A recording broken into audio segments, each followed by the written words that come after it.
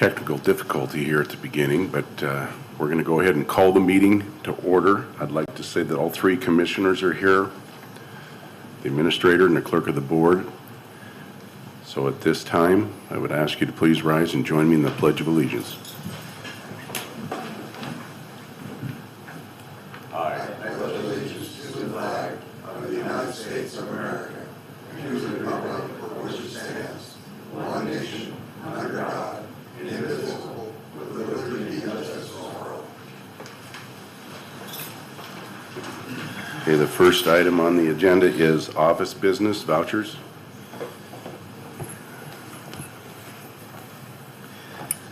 Move for approval of fund expenditures in the total amount of $1,088,959.37 as presented, and note that it has been reviewed and signed by two representatives of the auditor's office and the county administrator.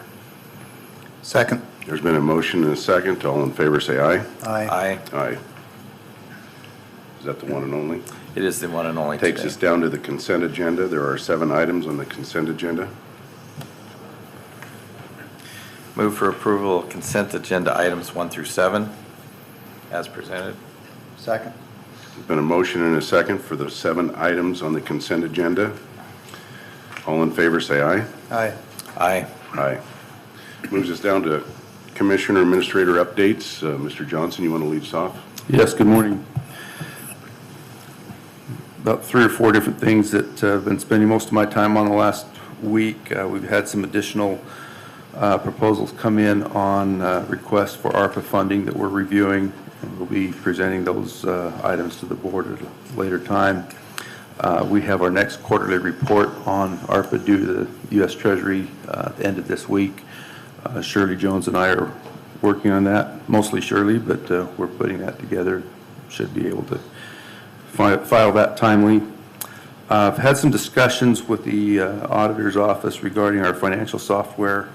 We've had some challenges, particularly with the HR payroll module that we're taking a look at to try to find a resolution that will allow us to have the functionality that we need.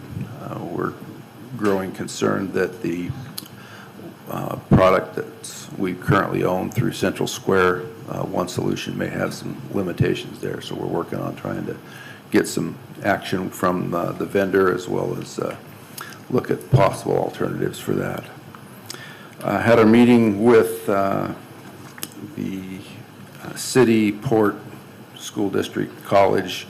It's our monthly CREATE meeting. Talked about several significant developments around economic development in the area, the status of things like Dairy Gold and those projects that also going on out at Road 100. A lot of discussion with those players about transportation issues and making sure that the county's concerns around transportation corridors are addressed. So we are working on that. We'll also talk very briefly about the fact that the law library is moving from CBC to a different location. We're under looking at possible alternatives to locate that law library. Quite a bit of discussion with BCES folks on communication infrastructure, particularly the microwave and radio systems, as well as just the overall governance of CCOM and BIPIN as we move forward with more consolidated activity in that area. So those are the major things to report on this week. Thank you. Commissioner Peck? Spent the balance of last week in Olympia with the state's County Road Administration Board. It's a quarterly meeting.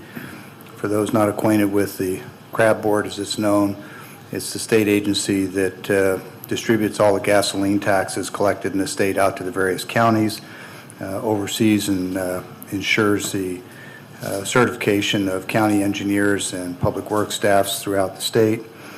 And one of the interesting presentations at this particular meeting was advancements in the state's use of basically sophisticated commercial drones to inspect bridges, which allows them to do periodic routine inspections that if you did it with people and cables is risky and expensive, but this allows them to inspect bridges on a lot more timely basis and identify defects before they become safety issues.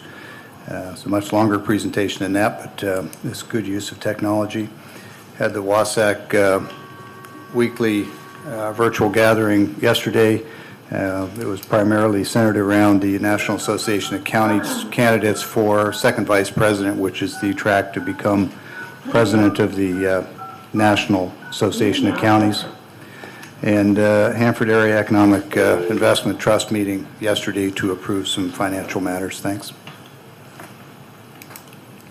Okay, Keith, did we get connected there? Welcome. We're still trying to get. Why don't we wait until we're done there? Meeting number. And while we're working on that, I just note that the county road funds and meetings are all funded by the state. They're not directly funded by Franklin County. Thank you. Commissioner Mullen? So last week we had the Tri-City Regional Chamber meeting. Also had the Board of Health meeting, the Disability Board meeting, and the Franklin County Emergency Management meeting. Franklin County Emergency Management meeting, as soon as the completion of CBC's gym, that will be the new emergency shelter. And they're also getting new portal monitors put in. So that's the update on the Franklin County Emergency Management meeting. Also had the Good Roads meeting also last week. A little bit of discussion on the interchange there at A Street and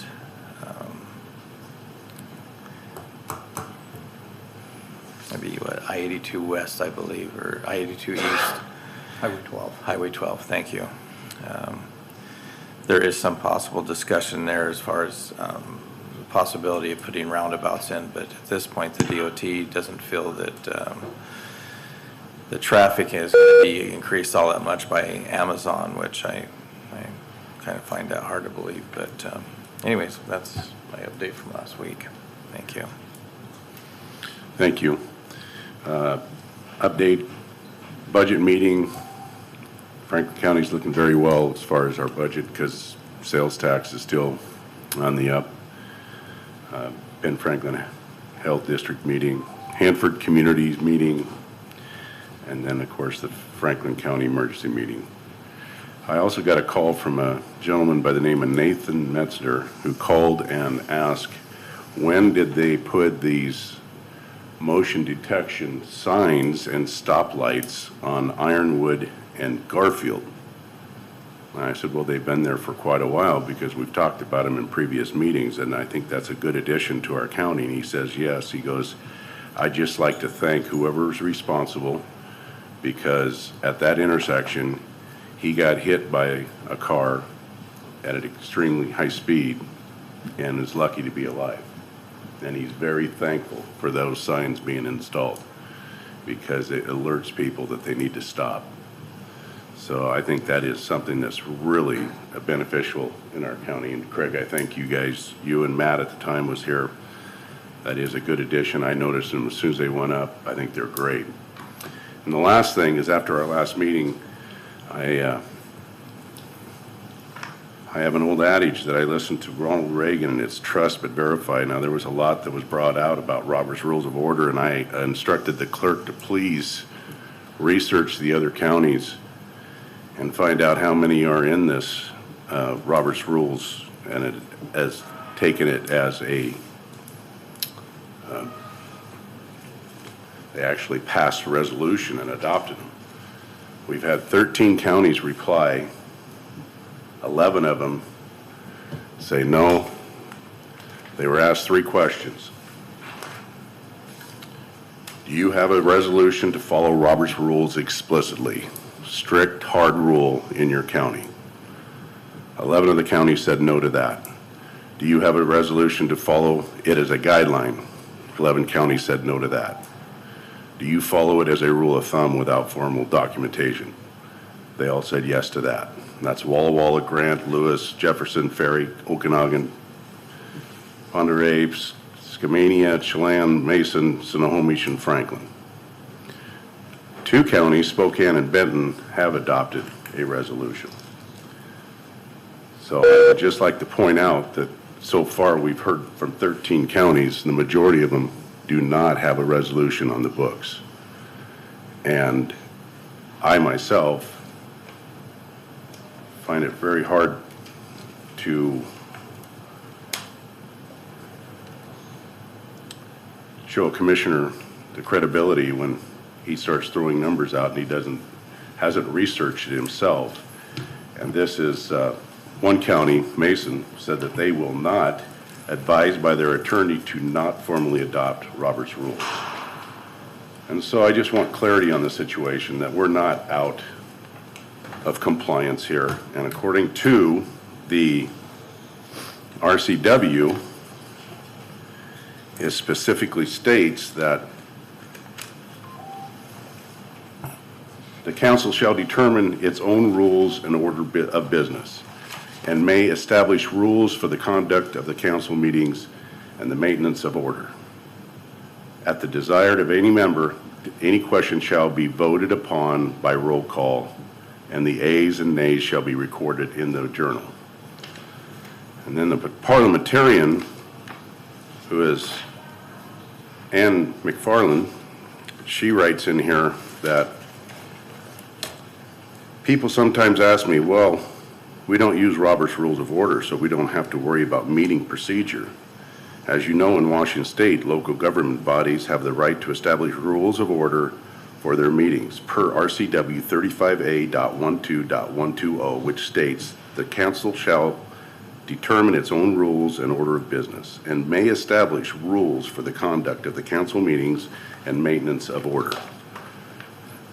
So we are well within our right to keep this meeting orderly with our own demeanor. So that's the last thing I'd like to state about that. So with that, Mr. Chairman, Chair recognizes Commissioner Peck. did you check to see how many counties adopted Robert's Rules as part of their county charters and their original foundations? We sent out a message to them. Those are the answers we got back. So when counties are established, one of the things that many of the counties, I'm told, have done is to adopt Robert's Rules initially. Now, whether they're... Can I ask a question? Told by Excuse who? me, may I You finish? said you have been told by who? Now, you're the gentleman that persistently tries to lecture me for interrupting. Would you give me the courtesy of letting me speak? Absolutely. Thank you. So my research was not probably, excuse me, as thorough as the clerk's. I raised the question in WASAC meetings and LSC meetings, polling people to find out who had and who had not, and I asked it in the negative, is anybody not using Robert's Rules? And I got nobody saying that they weren't using it. We can certainly offline pursue this further, excuse me, but there are a number of ways that a body can adopt Robert's Rules, and it's not just by resolution. So thanks for the input, and I would appreciate the clerk sharing that information so that I can have the benefit of it as well. Would have been nice if you'd shared it prior to the meeting, too. Thank you. Now, my question was, you stated that you were told by someone. By who? By commissioners at WASAC and LSC meetings that I spoke to and polled them about whether or not they use Robert's Rules. And the question that we posed to these are, do you use it as a rule of thumb? And they all said yes. We're using it as a rule of thumb. But it takes civility in order for it to be effective. Indeed, it does. Indeed, it does. So, So with that, we'll Mr. Chair? Chair recognizes Commissioner Peck. On that same line, do I have a commitment from my fellow commissioners that regardless of whether or not we have a resolution, will you commit to follow Robert's Rules of Order for our meetings? Well, I think we've been doing that, Commissioner Peck. Well, respectfully, we've not, but I'm How so? asking. Well, in a recent meeting, I called for a point of order, and the chair refused to recognize it. Under Robert's Rules, a point of order is appropriate even when another is speaking, and an interruption of the speaker is appropriate, Yeah. and the chair refused to recognize it. That's a recurring pattern. So that's just one of several examples. Now, I acknowledge that Robert's rules can be a little lengthy and complex. In the last meeting, I volunteered to work with the board, and to the extent that I can help or coach, I don't know that I know more about Robert's rules than either of you do. I won't make that assumption. But for the public to feel as though they've got fair and equitable access to meetings, they need to feel like everybody operates by the same set of rules, not just this board, but the people that come in and come before the board. And I think it's incumbent, as part of running civil meetings, for board members to educate themselves in Robert's rules. I know that Commissioner Mullen and I were together in a Robert's Rules meeting at a WASAC conference in November. It's not that difficult. It benefits everybody, and I'm merely asking if the board would commit to following Robert's rules with or without a formal resolution. So with that comment, I recognize the point of order at that meeting. And who determines whether the point of order is going to be enforced or not? Under Robert's rules, when a point of order is called, the chair is obligated. I recognized it. I think it was the third time or fourth I time. recognized it. But who rules on the point of order? The chair. The chair says whether or not he wants to recognize the point or not. I did not recognize it. Went back to the presenter, Commissioner. I will just refer people back to the video of the meeting, and they can judge for Please. themselves what took place. Please. Okay, thank you. Okay, now we'll move on down to public comment. Is there anybody for public comment?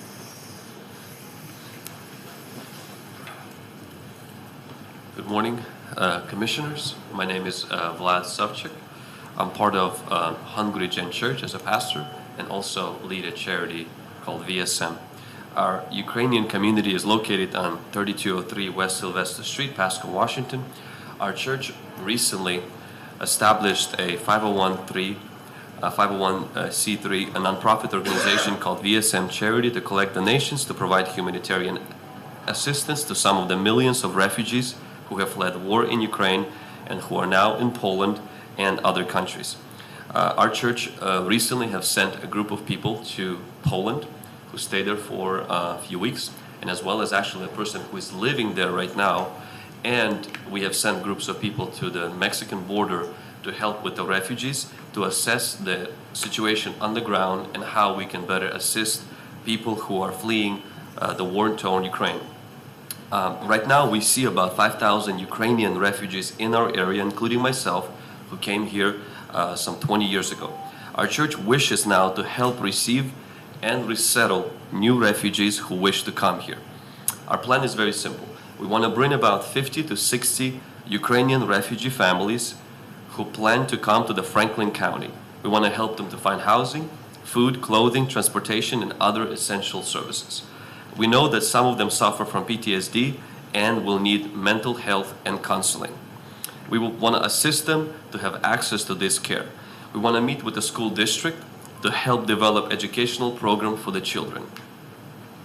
We will also help to find employment opportunities for our refugees. Ukrainian people are hardworking, and they come from a country that is rich in agriculture, industry, manufacturing, and technology.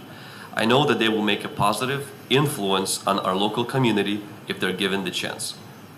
We need resources to do our work. On behalf of our church and VSM Charity, we ask that Franklin County consider submitting an application to the Washington State of Commerce to grant an assistance that is available for this purpose. We know that there's an estimated of $5.2 million that is available to Washington counties to support newly arriving Ukrainian refugees. There is some urgency to our request. The county proposals are due by Friday, May 6th, 2022. With the contract period beginning on July 1st of this year. We hope that you will favorably consider submitting an application for grant assistance to the state. As a nonprofit, we offer to implement a program of assistance under the contract to the county. We're prepared to meet the county staff to provide the needed input. We thank you very much for your time and consideration, and I would be more than happy to answer any questions. Questions? not so much a question, it's just thank you for bringing the matter forward. I think the funds are available under the Department of Commerce, and the window for that just opened in like the last 2 days, last 48 hours, and it'll be a first come, first serve. So it's, if we're going to do this, it needs to happen almost immediately. Yes, sir. Had some conversations with city leaders in Pasco, and I know that there's significant support in various community organizations, yours included, willing to support it. So I'm certainly hopeful that Franklin County will act as the grant recipient, which is a requirement for the grant. It needs to be a county, not a city, not a township. And then we can contract out with organizations. So I'm absolutely in support of it, and I'm hoping that my fellow commissioners will join me in that support. I would support that. I'm in support. I'd just like to say Happy Easter. Thank you. It's not over. It goes on for 50 days after Easter, Sunday. Cool. Thank you. Thank you. Mr. Chairman, if I might, Absolutely. I just became aware of this yesterday myself, and we've had some dialogue with the city of Pasco, who was instrumental in bringing this to our attention as well. They have agreed to help us actually write the proposal, the grant proposal, to submit to the Commerce. As Commissioner Peck said, the county is the recipient of the grant, and we can then work with charitable organizations for the use and distribution of those funds to help refugees coming to our county. So we're aware of it and are working on that grant application to get it submitted before the due date. Thank you. Thank you. Thank you. Public comment? Anybody else for public comment? I do have a caller on hold. Okay. We'll take the caller first.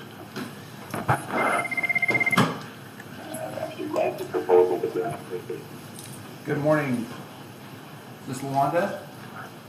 Yes, it is. How do- Hey, I am calling. I have been crazy busy, but a couple weeks ago was able to watch the meeting, as I am today, online.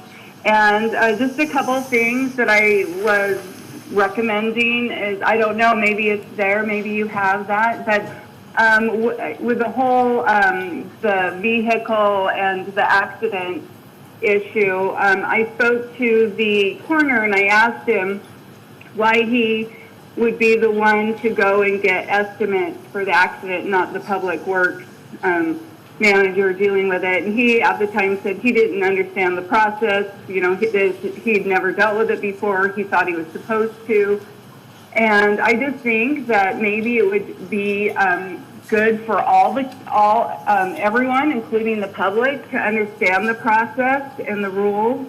I know I was trying to do some research, and not only does in Washington State and in Franklin County that we insure all of our public officers when in the course of their duties or at work, they also are cannot sue the county for any accident. So it's kind of a catch-22 that, you know, they can't sue us and we don't hold them responsible. But the other thing, I was listening this morning, I watched that meeting and I actually was kind of shocked at some of the behavior because, yes, everyone can call, any of the commissioners can call for a point of order, but you can't call for a point of order in the middle of the chair speaking. You have to at least wait. He's making a point, he was making a point, and several times Commissioner Peck interrupted the chair with a point of order to cut him off. That's not good manners. The whole point of Robert's Rules of Order is to create an atmosphere of order, but also an atmosphere of respect and deference. And the deference always goes to the chair, because we aren't following it by, you know, otherwise you would have to have the parliamentarian in the room constantly. It's not the job of the other commissioners to point out parliamentarian procedures. That would be the parliamentarian's job. And so the fact that we're constantly getting berated and lectured by Commissioner Peck is actually wastes a lot of time in the meeting. and is very disrespectful and actually creates that contention, which is the opposite of what the whole point of Robert's Rules of Order are.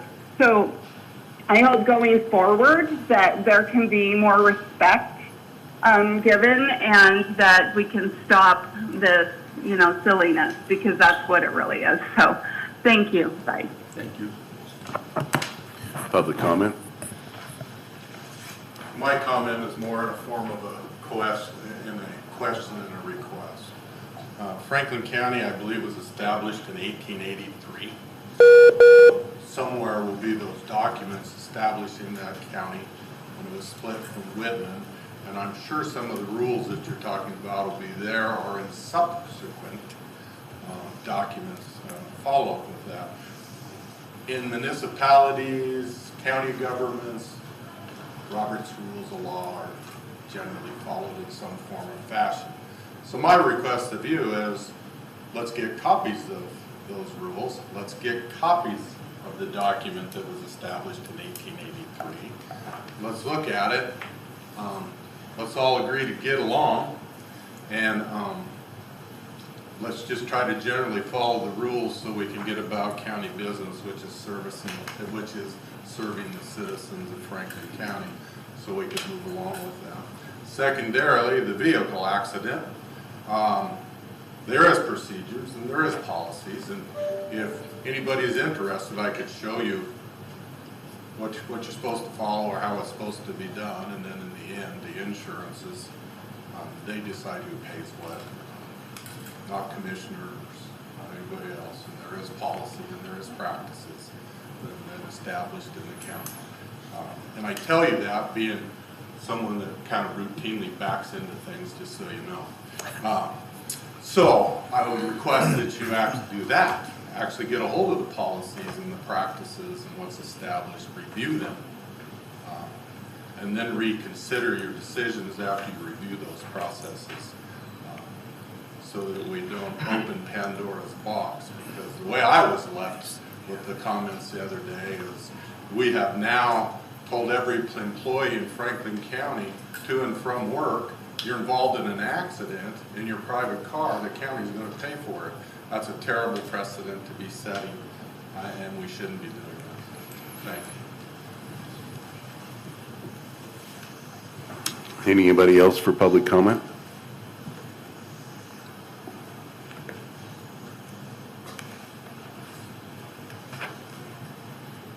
George Dockstetter. I want to reiterate what Sheriff Raymond just said. I thought that was one of the goofiest things I've seen the commissioners do, is sit here and let some guy sit up here and whine for 45 minutes because he ran into some damn car. If I did that, Sheriff Raymond's deputies would haul my ass off to the mental institute. I don't think that we should be doing that. He had private insurance. I don't care if it was in the parking lot out here or on the street to home. I agree with the sheriff that you are setting a precedent that liable to open up a whole big can of worms. The second thing I want to talk about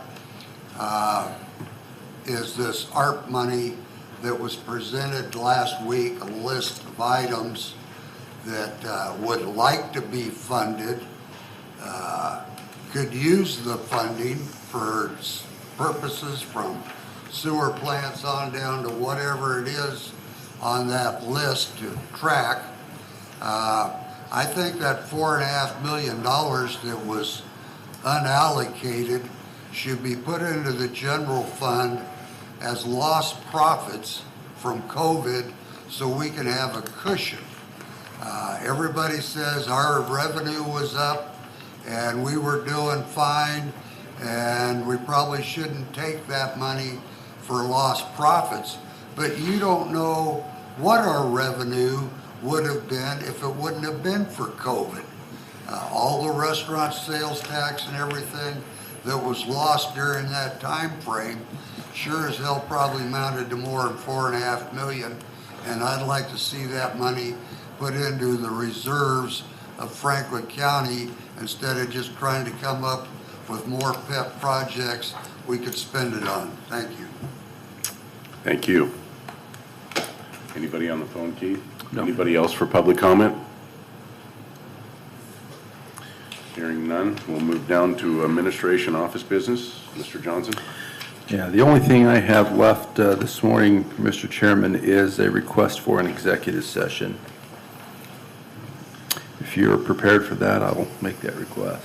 Yes, please, go ahead. Yes, I'd request an executive session for up to 30 minutes under RCW 42.30.110, paragraph 1, subparagraph I, to discuss potential litigation. I would ask the members of the board, myself and the clerk, and the prosecuting attorney and outside legal counsel be allowed to participate. Okay, with that, we'll move into executive session.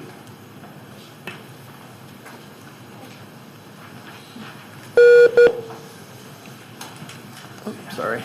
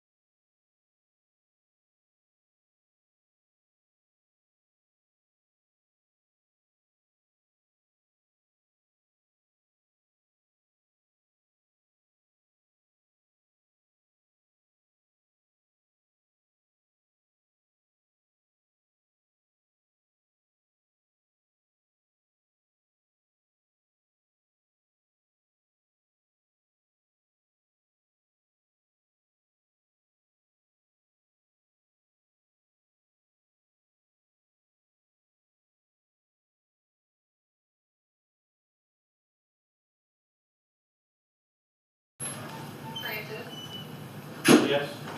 Amanda.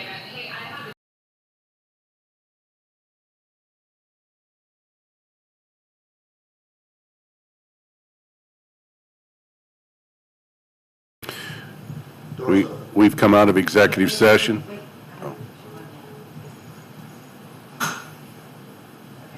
We've come out of executive session. We would like to extend for 20 more minutes, same RCW, so we will extend for 20 more minutes.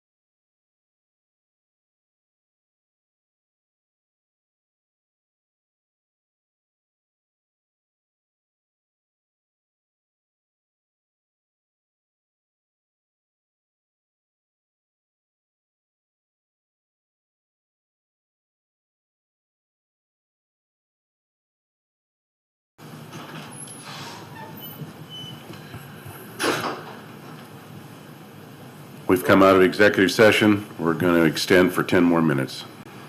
Same RCW.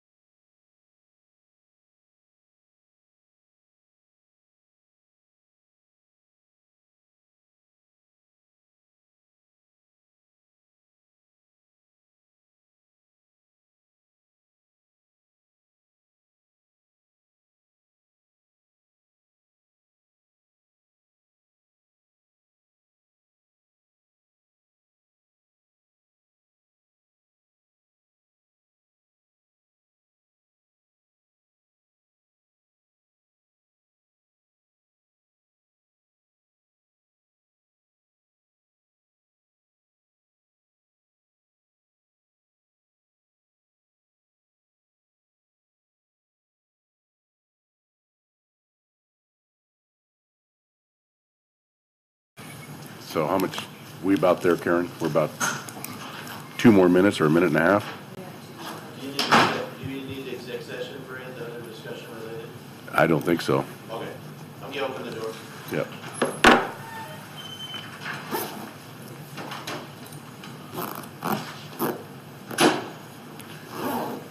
We've come out of an executive session. We still have a minute and a half remaining on the executive session. So is there any other, I guess we'll just have to sit here. According to Robert's Rules of Order, we have to finish the time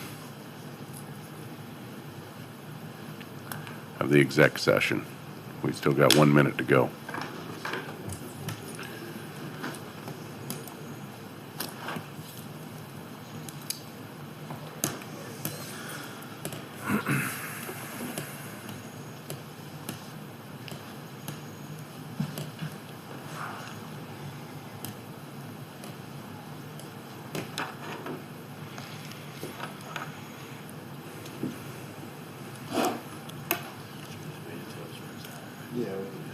Oh, we still got a minute and 9 seconds to go? To be official. I can't charge him this time, no. Please don't.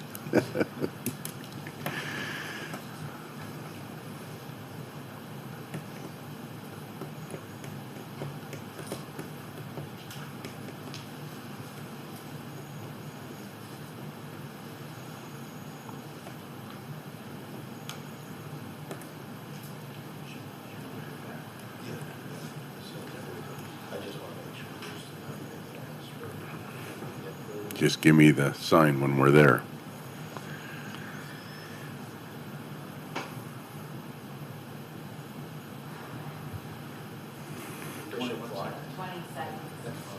Sorry. Count down.